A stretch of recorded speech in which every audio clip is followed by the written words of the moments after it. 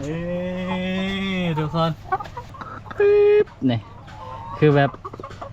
สดกว่านี้นี่บ่มีอีกแล้วนะพี่น้องนะนี่ทุกคนว้าวทันมือใดมันขายหลายพอเฮากับอาศัยขายให้แถวบ้านนี่เนาะพอเฮากับขายทึกๆดอกพี่น้อง2 หน่วย5,000 กีบจังหน่วยก็ต้องสิเป็นกีบสิจ้องหน่วยแม่นก็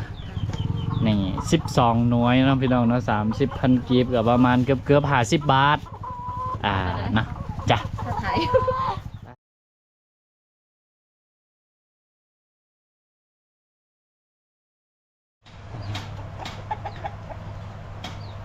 สวัสดีและสวัสดีบรรดาพ่อแม่พี่น้องมัสผู้ทุกคนอีกเติมเส้นเก่าเส้นเคยเนาะก็หลังจากแล้วเวียกแล้วการเนาะอยู่ทางอุดมไซพวกเราก็กลับมานี่ละมื้อนี้สิพาทุกคนไปเก็บไข่เนาะเนี่ยเอาแตะไป2 อันเพราะว่าสิได้เต็มหรือว่าบ่เต็มเนาะก็โดนเติบพี่น้องเฮาบ่ได้มีตากล่องจังซี่นะเนาะหลายปีแล้วแหละส่วนหลายก็ท้ายเองท้ายผู้เดียวก็อาจสิบ่ค่อยคักบ่ค่อยแน่เนาะมื้อนี้ก็ถือเป็นโอกาสดีพี่น้องนะโอกาสพิเศษสาวนี้เพิ่นว่าเป็นตากล่องให้เนาะก็เดียวเฮาสิได้ไขลายหน่อยซ้ำใดก็ไปเบิ่งพร้อมๆกันเนาะบอกก่อนว่าอันนี้เฮาบ่ได้เก็บมาประมาณ3 มื้อสิว่า4 มื้อบ่เต็มเนาะ3 มื้อแล้วก็กับอีก4 หน่วยเนาะอันที่เฮาบ่ได้เก็บนะก็เดี๋ยวเกียมไปเบิ่งไปชมพร้อมๆกันเนาะนี่อันนี้ก็เป็ดน้อยเฮาก็ลองผสมอาหารเลี้ยงคือกันเนาะพี่น้องเนาะเฮาเกลือมันเดี๋ยวว่ามันอาทิตย์นึงเนี่ยมันเนาะอาทิตย์นึงอาทิตย์ปลายก็ใหญ่ไวเติมเลยพี่น้องเนาะผสมอาหารเองเลี้ยงแบบโดยที่เราบ่ต้องใส่อาหารสำเร็จรูปนะเนาะคือตอนนี้เบาดำกำลังทดลองนี่แหละทดลองเฮ็ดอาหารเองผสมอาหารเองถ้าว่าไก่ของเฮานี่มันไข่โอเคเป็ดของเฮานี่มันเลี้ยงไงอาชิบอถึงขั้นว่าต้องเท่าอาหารสำเร็จรูปเนาะกะมันไก่เคียงห่างกันประมาณไข่เป็ดไข่ไก่สินะเฮากะโอเคแล้วถ้าว่าเฮาผสมเองได้นี่ก็ถือแบบโอ้ภูมิใจสุดนะเนาะพี่น้องนะเดี๋ยวเฮาไปเก็บไข่กันดีกว่าพี่น้องเพราะว่าหลายใหญ่หางนะขอบไก่ของเฮา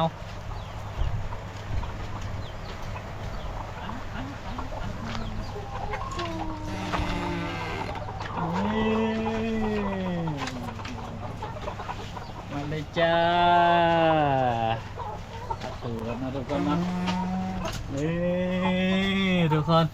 คืออันนี้ว่ามันมือเดียวเด้อทุกคนเด้ออันนี้นี่3 มือนะ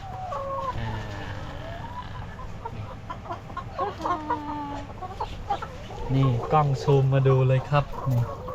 หน่วยมันก็บ่ใหญ่บ่น้อยเนาะตอนนี้ก็ประมาณมีขะไส้ส่วนลายก็ที่เป็นมุมเบอร์3 เบอร์4นี่แหละนะหนาสิบ่เกินนั่นนะก็คักอยู่ได้บางอันก็งามบางอันก็บ่ค่อยงามปานใดนะจำกล่องนึกเขาจะเอื่นทั้งนั้นเดี๋ยวใครตินี่หาก็ดีใจได้แป๊บเดียวพี่น้องนะสาวนี้ก็ไปเวียกอีกละนี่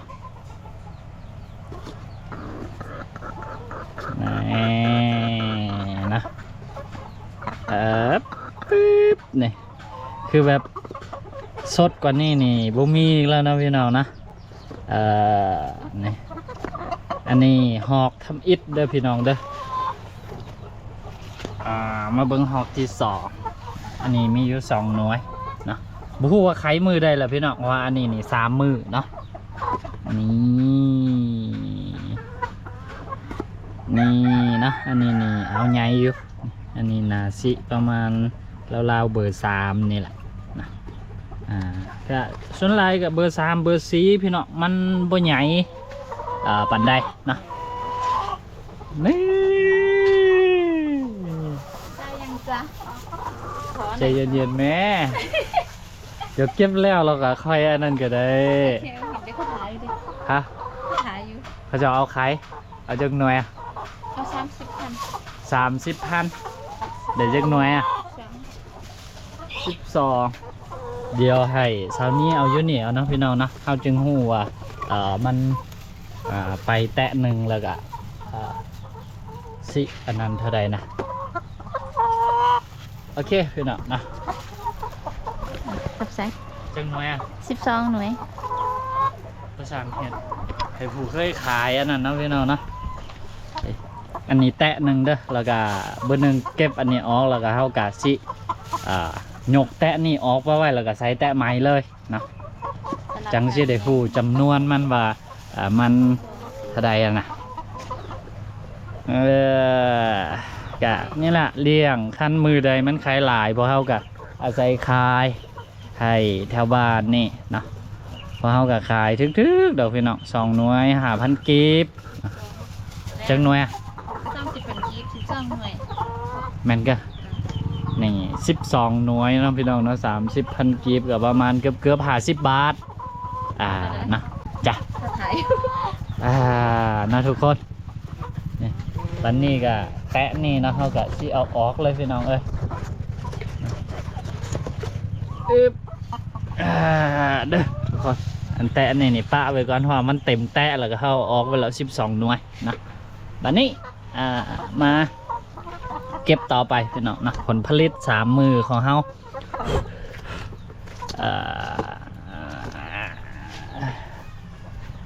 ก็มีหลายอยู่เด้พี่น้องเอ้ยเนาะเก็บนี่ก็มวนเติบเด้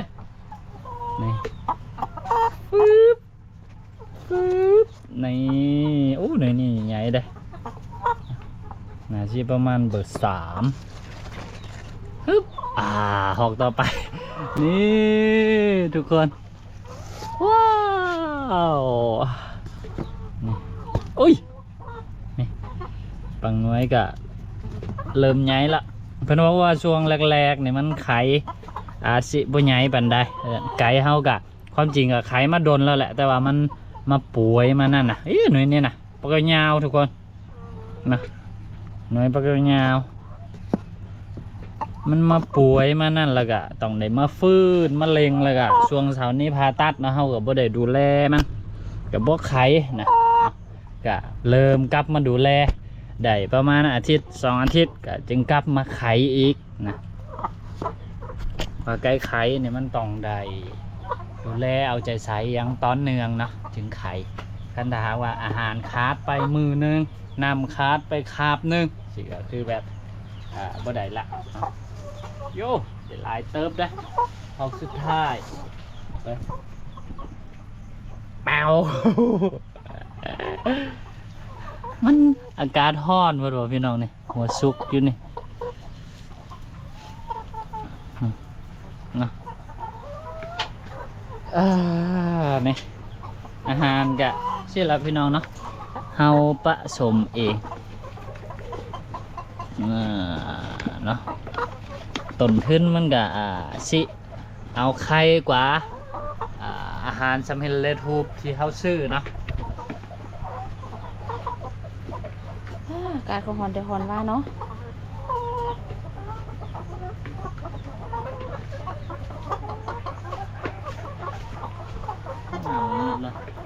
ฮะ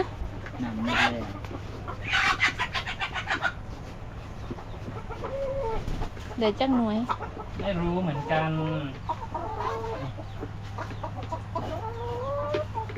เดี๋ยวแตะหนึ่งครับอีก3นี่เนาะฟาติกิเขาเอาขายไปได้ละ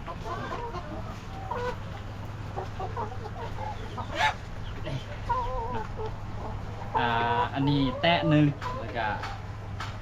อันนี้อีกบ่เต็มแตะเหลืออีก11 หน่วยเป็นจักหน่วยว่าทั้งหมดแตะหนึ่งมี30แล้วก็อีก11 หน่วย2 แตะ60ทั้งหมด49 หน่วยจังว่าดอกกับผู้ว่ามันไขมือละจักหน่วยเนาะเดี๋ยวให้สาวนี่มันเป็นคนเล่าพี่น้องว่ามันไขมือละจักหน่วยนะงานของเรานี่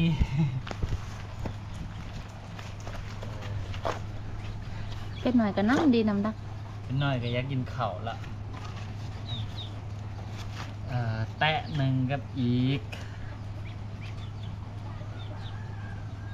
19 หน่วยแม่นเนาะ รู้แล้ว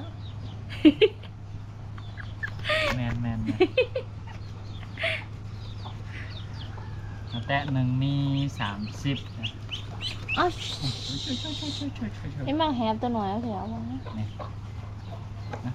ไข่อะมีหน่วยงามแดหน่วยบ่งามได้พี่น้องนี่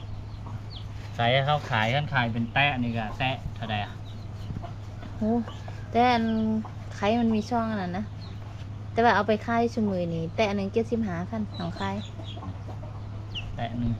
75,000ก็แตะหนึ่งก็ประมาณ100 กว่าบาท110 บาท110 ปลายบาทนี่แหละนะก็ได้ซ้ำนี้แต่ว่าขายไปได้แล้ว12หน่วยนะได้เงินมา40 กว่าบาทเกือบ50 บาทนะประมาณนี้3 มื้อพี่น้องเฮ้ยคันขายหมดนี่ก็อันนี้ประมาณตีไปประมาณ115 บาทนะแล้วก็บวกกับอันนี้อีกก็บ่เต็มแตะประมาณ2อันนี้ก็เกือบ200พี่น้อง3 มื้อกับอีก4หน่วย4 มื้อก็บ่เต็ม 3 มื้อแล้วก็มีไข่อันเหลือมื้อก่อนนั่นมา4หน่วยสามีเพิ่นว่าแล้วก็มื้ออันนั้นไข่จังหน่วย มือทำอีกหน่อยไข่14 14 แล้วก็15 15แล้วก็มื้อนี้15 ว่าแม่น14หน่วยแล้วก็13 13 แล้วก็มื้อนี้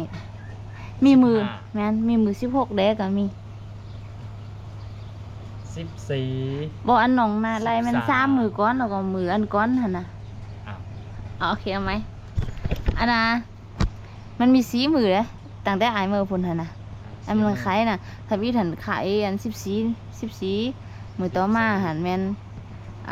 16น้องบ่อายแม่น16แล้วก็มืออันอายลูกพุ่นมาหั่น13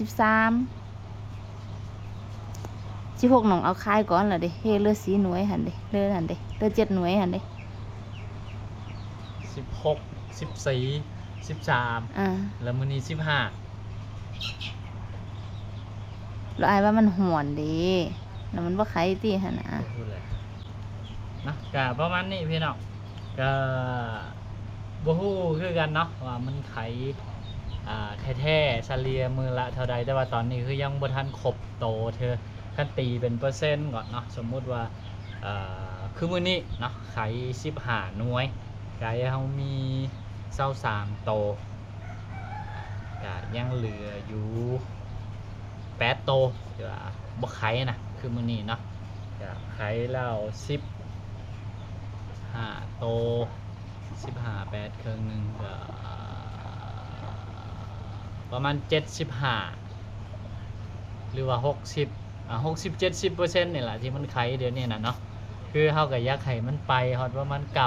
90%จักบาทหนึงเนาะแต่ยังไปบ่ฮอดจักเทื่อหวังว่ารอบนี้เนาะคือสิไปฮอดรอบก่อนหั่นก็ขึ้นไปฮอด17หน่วยแล้วก็เฮาให้อาหารมันผิดสูตรนะพี่น้องแล้วก็โอ้ยยกฟูงแล้วก็บ่ได้ดูแลมันเด้สามีผ่าตัดก็บ่ได้ให้ข้าวให้น้ำบ่ได้เบิ่งบ่ได้แยงมันก็ไข้หวบหายไปเบิดเลยแล้วก็กลับมาตั้งแต่เช้านี้ผ่าตัดมานี่ก็วันประมาณวันที่10นะพวกเฮากลับมาก็มาฮอดมื้อนี้วันที่4ก็เกือบเดือนประมาณ 2-3 อาทิตย์แล้วมันก็เริ่มกลับมาไข้ก็นี่ล่ะนะพวกเฮาก็พอมีไข่กินอยู่เนาะแล้วก็อาหารของเฮาเนาะก็ใส่ข้าวโพดใส่ไม่ยังซี่แหละแล้วก็มีอันอื่นผสมเล็กๆน้อยๆเฉลี่ยไปเนาะต้นทุนมันก็บ่ซ้ำกับซื้ออาหารสำเร็จรูปนะคืออาหารสำเร็จรูปอยู่บ้านเฮาก็โลนึงเนาะ 15,000 กีบตีเป็นเงินบาทนี่ก็บ่ฮู้ว่าประมาณเท่าใด 15,000 กีบน่าจะราวๆ20 บาท20 ปลายบาทเนาะอันนี้ก็น่าสิเหลืออยู่ประมาณครึ่งหนึงของอาหารสำเร็จรูปเนาะก็เป็นเงินบาทประมาณอยู่10 บาท10 ปลายบาท11 12 บาทนี่แหละเนาะพี่น้องเนาะก็ประมาณนี้เนาะมื้อนี้ก็มีไข่ เหลือกินแล้วพี่น้องกินก็คือจะกินบ่หมดแล้วเนาะ อิ่ม หลายเติบอยู่เริ่มอิ่มไข่แล้วช่วงนี้ก็ได้นะวันนี้ก็นี่ละมาเก็บภาพบรรยากาศนะอัปเดตการเลี้ยงไก่ไข่ของเฮาเนาะเป็นแนวใดบ้างก็ประมาณนี้แหละไข่อยู่ประมาณ14-15หน่วยแล้วก็มื้อหน้าคันมีโอกาสสิไปพาไปเบิ่งสวนพริกอีกเนาะว่าตอนนี้นี่มากมันดกซำใดแล้วพี่น้องบอกเลยว่าว้าว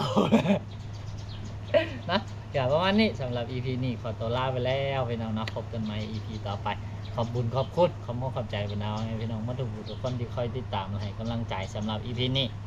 สบายดีบ๊ายบาย